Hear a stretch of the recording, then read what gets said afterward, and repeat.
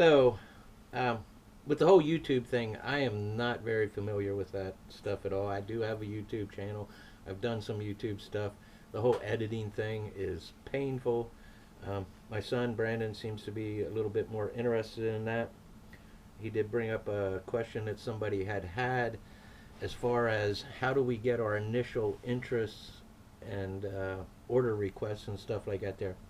So, like I said, as I started out many years ago making a knife for myself, grandfather showed me the process of how to make a knife, how to harden steel, how to temper steel, how to make a quality blade and stuff like that there.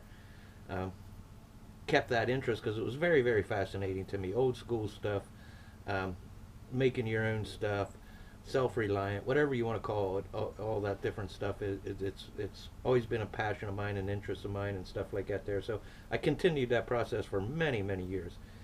Um, Run into people here and there, and it's like, hey, that's a nice knife. Can you make me one? Yeah, sure. Uh, Gifts, friends and family type thing like that there. You know, not really selling them. You know, just basically, sandpaper is expensive, so I'd like to get repaid for sandpaper so I can continue to make knives.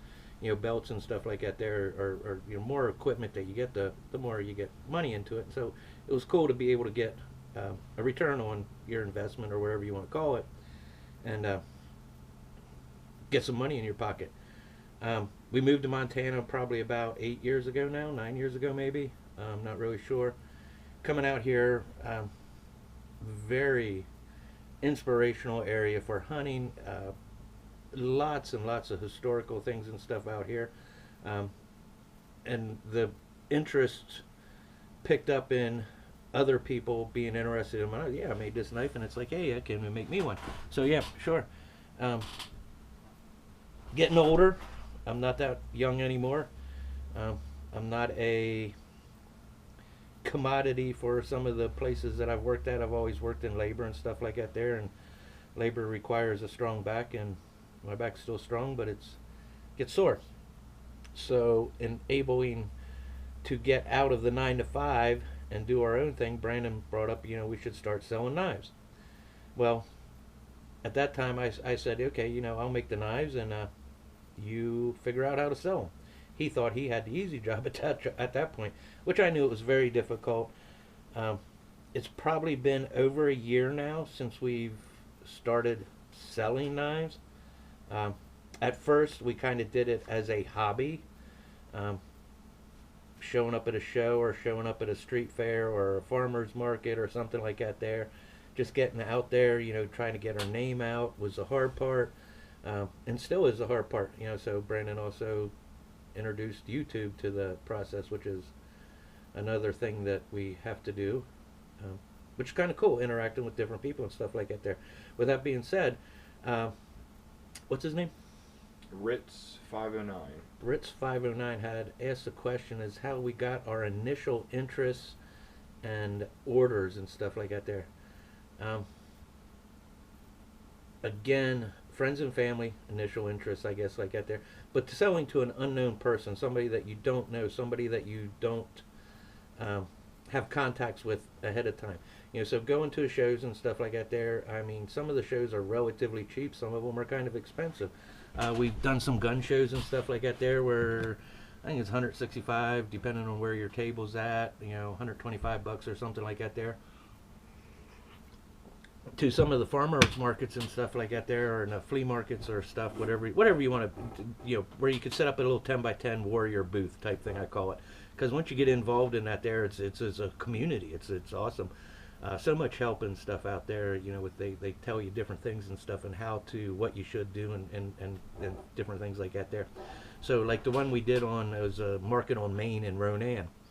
Uh, Got to talking with a guy that said something along the lines. He goes, "So have you made Booth yet?" And you know, being a knife maker, I'm like, "Then would Booth use a little pistol or something?" You know, I'm trying to figure out what for knife did Booth have. And he goes, "No, did you make Booth?" I don't know what that means. He said, "Did you pay for your booth yet?" I'm like, "Oh my God, no! You know, we didn't even sell nothing." You know, so we started out having our knives, um, which were high priced. There was no knickknacks. There was and when I say high priced, they were higher priced than $5. you know. So we still charge relatively. I think for what our knives are, handmade, hand forged, and stuff like that, there our knives are cheap yet, and I hope they stay that way, because that's one of my goals, is to get a quality knife into your hands and not have to pay a fortune for some brand name knife, and you know, you have the coolness of it's handmade in Montana. You know, here in the Mission Valley and stuff like that, there it's a lot of, like I said, rich history. It's a cool spot. It's awesome. Fascinating place to be and live and hunt and fish, and you know, it's unbelievable. But so that initial startup was going to shows, start getting your names out there, be present, be out there in the market, or however you want to describe it. You know, started out local. He set up at Howard's. It's a little stage stop down here at the end of the road along the highway. Very popular highway 93 heading up into Glacier National Park and stuff, which so anyway, I have a habit of getting off train of thought there. So the question is, how do you get initial interest and initial orders and stuff like that there? Again, like I said, getting out there, going to booths and going to shows, setting up a booth, gets you out there, gets the public that you're a business, that you're actually doing something, that you're continuously showing up. And the biggest thing that I found was continuously showing up. And you know, some of them work out, some of them don't. The gun shows, you start running into the same people over and over. You know, they all go to the same different gun shows, whether it's Missoula, Kalispell. There's another one that we're going to this year. I'm not exactly. We're going to the Kalispell one. Kalispell one in the spring. We were there. We're going to be at hopefully at Ronan's Fur Harvesters Rendezvous, I think it is, which is, you know, right up our alley with skinning, you know, furs, skinning, knives, stuff like that there. But anyway, going back to the guy that said something about have you made booth. So going to these shows and stuff like that there, it costs you money. It costs you time. Time is money, effort and stuff like that there to show up. To be truthfully honest, it's harder. It seems harder on me physically to sit at a show for 10, 12 hours than it is to work 10, 12 hours making knives. It's something that you have to put effort into, and you have to do it and stuff like that there. And it's nice to get paid, even if we don't sell any knives or something like that there. So with that guy telling us, you know, did you make booth? You know, you need knickknacks, $5 stuff like that there. You know, we started selling smaller items. Brandon doing the leather work. He got into making little leather keychains. Kind of cool. Paracord. The old paracord bracelet, the survival bracelet. You have 10 feet of paracord that you can use out in the woods. Awesome. You know, I don't wear it. I clip it on my pack, so I do have the paracord. Little decorative keychains out of paracord. Yeah, it is what it is. Keychains. Brandon bought an engraving machine that cuts stuff out. So I don't know if you can see that. It says home. And It's the shape of Montana. I'm not sure what MI stands for. Oh, it's supposed to be MT. Never mind. So anyway, Brandon probably will edit that part out. Probably not. Initial interest. Again, like I said, I don't really know what the spark was or whatever that ignited it all and stuff like that there. Like I said, Brandon set up at the stage stop down here, Howard's across the street, you know, main traffic for thoroughfare. Lots of tourists coming through, stuff like that there. We sold a handful of knives there. He was at a point where, you know, he was doing 6-7 hours down there a day. You know, one day sell a knife, next day maybe not sell a knife. You know, then, you know, it got to the point where he was selling a knife every day. And he started getting a following in the community that was word of mouth, spread out. You know, not to beat myself on the back or anything like that there, but we do make a quality knife, durable. Tempering, I pay attention to the tempering process so that it retains its hardness to hold an edge but not being brittle and stuff like that there, you know. And you know, these guys are tough on equipment, and they're tough on their tools, and they're tough on their knives. And you know, it's hey, this guy makes a decent knife, you know, gotta check them out.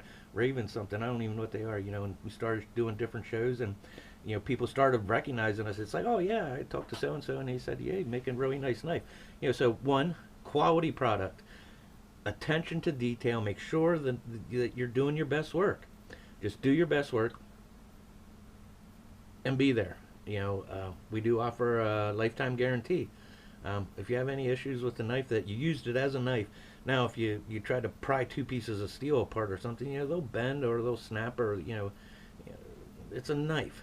It's not a chisel. It's not a hammer. It's a knife. Use it as a knife, and I don't think you'll have any issues with our knives. We had a guy come up to what we used to work with, and he leaned in and he goes, "Do you ever think it was ever going to turn into this?" And I'm like trying to think what, and it's like, it just, at that point in time, we're still struggling to sell knives and stuff like that there, but he seen us as, we bought a banner, we did the tablecloths and stuff, and it just looked professional set up there and stuff like that there, and his view of where we were at was, I thought, was much higher than where I thought we were at, because I was still working a day job and having trouble, working the hours, and then come home and bust my butt in the shop making knives, and then weekends, all that was difficult. So we were able to get some retail stuff versus, wholesale stuff versus retail. So talk to people, talk to shops that already got customers. We hooked up with a couple different places, and we've done rather well in selling wholesale. Now, he's going to make money off of my work or our work or something like that there, and that's fine. He's doing the work of selling. I'm fine with getting a little less than that there. And the going rate for knives and stuff like that there seems to be about 50%. So if you want to get $250 for a knife, he's going to give you about $125. So it is what it is. Making a knife is more time than money. There's a lot more effort into it than it is dollars. There's a lot of dollars in it, but each individual knife does not cost us a lot. We do lose time. Work on your process, get your processes down to where you're making more knives per day. It's difficult, long hours, and you will be out there beating your feet to get recognized, to get established. We ran into a guy in the woods one day. We were just heading up, doing some buck hunting, a general season buck elk, and we were in an area that I've hunted along many times, and had some interesting experiences in there. But anyway, so this guy's there in the morning and stuff like that. And of course, Brandon goes into salesman mode. It's like, yeah, we make knives, and this is what we got. He has a couple knives on him and stuff like that. I'm gonna get out in the woods hunting. It's getting daylight, starting to get daylight. So I head off, go hunting. Brandon talks to the guy. Well, here it turns out that they're new to YouTubing and stuff like that there, and they're trying to make this channel of Montana outdoors type thing. And they had asked Brandon if I would tell a story. And, initially I was like, yeah, no, not really interested in stuff like that there.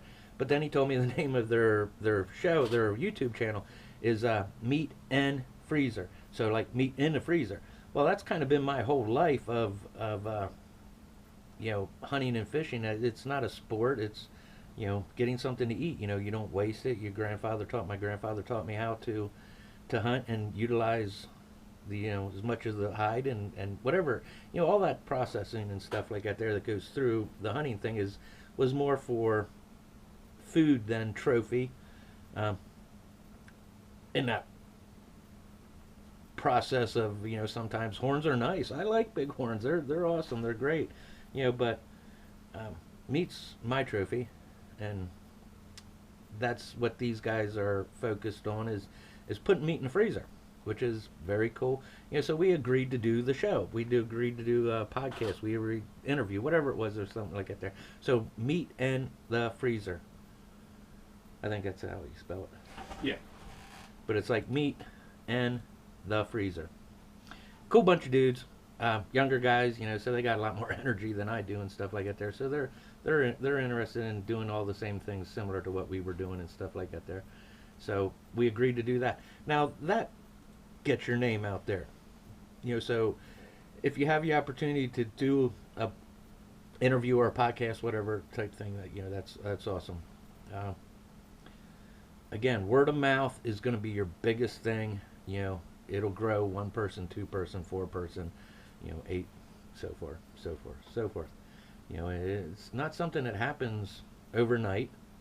Like I said, we've been a year going on now, and it's not where I want it to be. You know, quitting my job is very scary. I've always had a job, steady income. This seems to be a little bit accordion, sort of like you spend a lot of time working and spending money, and then boom, you have a payday, which April, I think it is, somewhere around there, where tourist season opens up out here, and a lot of places close for the winter time, and we've had a very mild winter, but neither here nor there. What is the name of the place? Montana Fur Trading? Yeah, Montana Fur Trading. So we got in there and talked to him, and called him up. Yeah, come on up. He actually met us at a show and asked us if we'd be interested in wholesale. So then we went up there, and we ended the season last year, sold some knives to him, and cool, awesome. Give us some capital, working capital, to get some stuff done. Brandon did a lot of the legwork, calls, running around looking for this and that, and we got into Glacier National Park, which seems to be a pretty big deal, and shout out to Dylan. He's an awesome dude. So there's going to be some of our knives in their gift shops that they have staged around there. Local stores, if you got to do consignment, do the consignment thing. If you can sell outright, you do lose more money because it's, like I said, 50-50 deal. Not bad, but to get your name out there, it's advertising. You're not getting the money for the knife. You're getting the money for the advertising that you'll have out there. Put your cards in. We got to work on some boxes and stuff like that there, with a little care package in there, and so we'll be doing some of that stuff here in the near future, because April's coming around pretty quick. We've been busting butt making knives to cover those orders, but that'll be a very large payday. Just be frugal. Reuse your sandpaper. Money is the key to keeping things moving forward. And I hope that answers your question on how we got started and stuff like that there. Not necessarily how we got started, but there is a huge transition. Ronan has a business center that helps you get started with your businesses and stuff like that there. It's governmentally funded and stuff, so it's kind of you go in there, and they tell you what you need to know, because for me, that's the hardest part is we want to be legitimate and stuff like that there, but there's no book out there that I don't think that tells you how to do it, so we will have a website coming up real soon. We run into a fella that he's actually from the business center that we talked to, that helps out and stuff like that there. He's a contractor for them. Got us a new logo, which looks really cool. Setting up the website that we'll be able to sell knives off our website. And it'll also be a nice place, because one of the other things is, we got a card. So we had this little business card, which was cool. It was an email.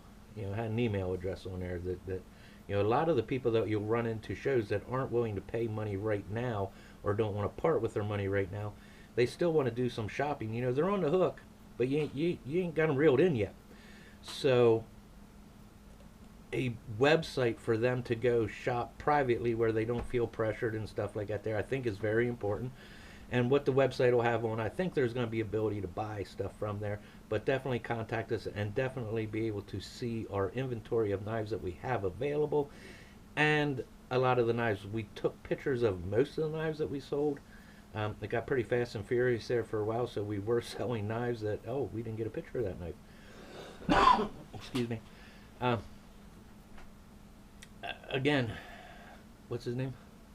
Ritz 509. Ritz 509. I really hope that answers your question, and anybody else out there, that has a question. Like I said, it is a community. If you have questions, how to get to our point, we're not where I want to be. Just kick back making expensive knives, one a week or something like that there, and selling them for $800-900. That would be awesome. Make a cool knife, some elk antlers, some brass and stuff, and get $500-600-800 for a knife. We're busting out on some water jet knives, that are quick. They're handle material is one piece, you know, and they're very doable knives, but they're cheaper knives in my mind because you just don't spend the time on them and stuff like that. There, I, it's hard to describe knife making. You know, I don't even know if we have 50 bucks in a knife when it comes down to the material. It's the talent between me and Brandon. Brandon does the leather, I do the knives and the steel and the handles and stuff like that there.